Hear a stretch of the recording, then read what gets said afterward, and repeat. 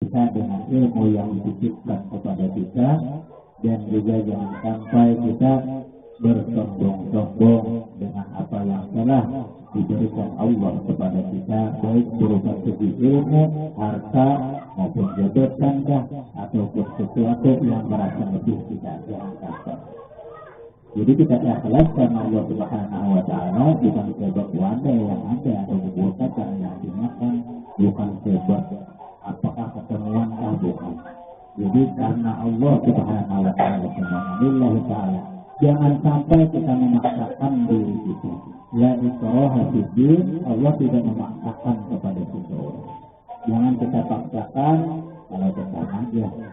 Misalnya kalau ke majelis misalnya ada kadang bawa apa-apa, misalnya kadang bawa wadah, jangan sampai kita merasa berugi atau kalau ke tempat ulun ini walaupun dia yang bawa kaki sebelah aja misalnya tetap ulun ini, dan jangan bawa apa-apa.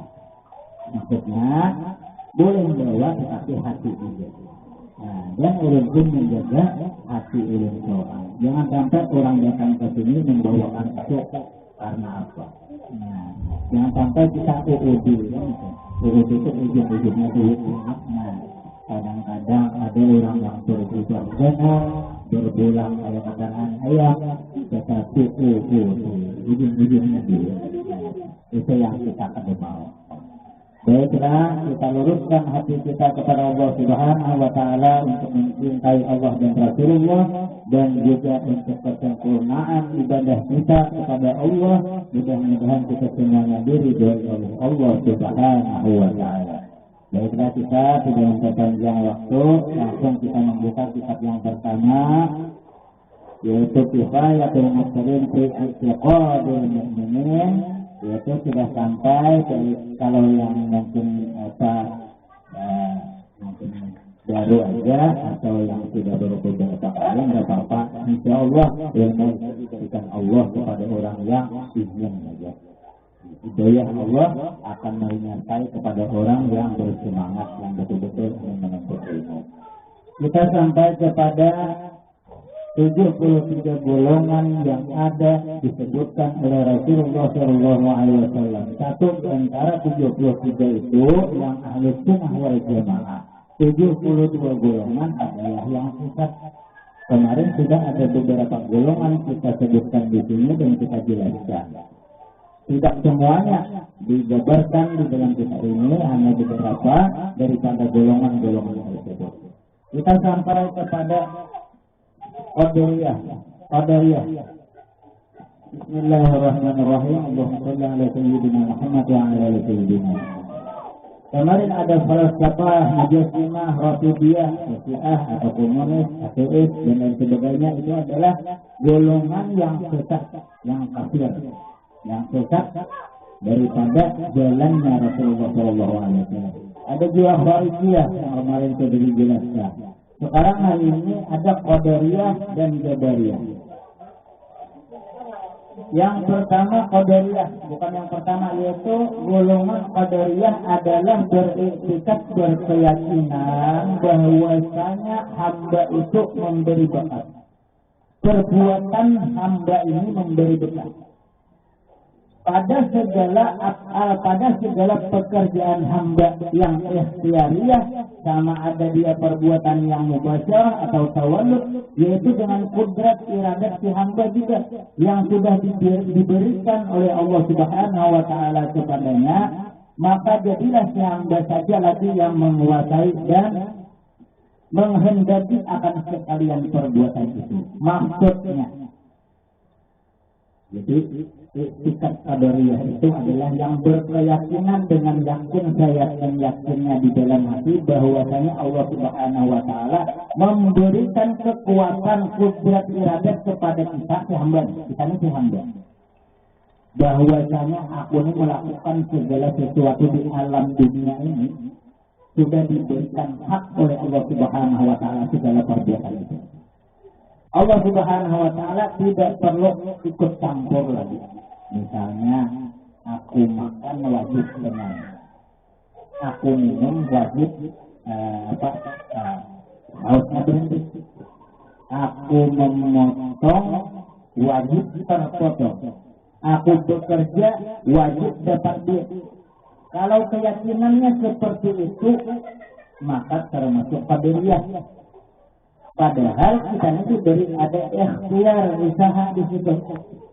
Atau Allah Subhanahu wa taala yang menentukan, karena qada dan qadar salah satu daripada rukun iman. Ketentuan nasib seseorang sudah ada ditentukan oleh Allah. Qadar baik sudah ada ketentuannya, qadar buruk ada ketentuannya, tetapi kita semuanya diberi ikhtiar atau usaha, disuruh berusaha. Fa'alhamaha fujuraha wa taqwaha. Baru kita bertawakal kepada Allah Subhanahu wa taala. Itu qadariyah. Jadi sekalian perbuatan itu wajib memberi bekal, wajib memberi bekal. Padahal tidak seperti itu. Bisa kayak kita makan. Contoh kita makan, bisa kenyang, bisa makan apa? Walaupun 2 piring, namanya kita parut dengan aja ya Allah, atau dengan kelaparan, lapar harus. Nah, bisa aja sedikit kita makan, tapi kenyang tidak. Jadi tidak menjadikan sesuatu itu memberi bekas. Yang memberi bekas adalah Allah Subhanahu wa taala. Walaupun kita disuruh untuk berikhtiar. Harus lagi. Jadi kadar baik dan kadar jahat itu adalah daripada Allah Ta'ala, hanya perbuatan daripada si hamba aja jarangnya di dalam hati. Jadi itu adalah etikat keyakinan qadariyah. Adapun jabariyah beretikat berlawanan antara qadariyah dengan jabariyah. Berkeyakinan bahwasanya sekalian zahir perbuatan itu adalah perbuatan Allah Ta'ala semata-mata aja, dan hamba itu tiadalah ada, tidak mempunyai usaha ikhtiar. Kada perlu berikhtiar, kada perlu berusaha sama sekali, hanya Allah Ta'ala aja yang mempunyai urusan pada kita. Jadi diumpamakan hamba ini umpama awan. Diumpamakan seperti awan yang dibawa oleh angin, atau umpama bulu yang berterbangan dibawa angin kemana aja, bulu itu diterpa angin ke sana. Padahal kita manusia, kenapa? Kita manusia diberi ikhtiar dan usaha, maksudnya diberi kekuatan. Kita ini untuk apa diciptakan kalau bukan untuk memilih? Untuk apa diciptakan akal kalau bukan memilih? Jangankan manusia yang punya akal, binatang hewan aja yang otaknya ada tapi tidak bakal bisa memilih. Coba kita kasih rumput mau makan, tapi kalau kasih plastik mungkin dia mau bisa memilih dia binatang apa di manusia. Pilih yang baik dipilih.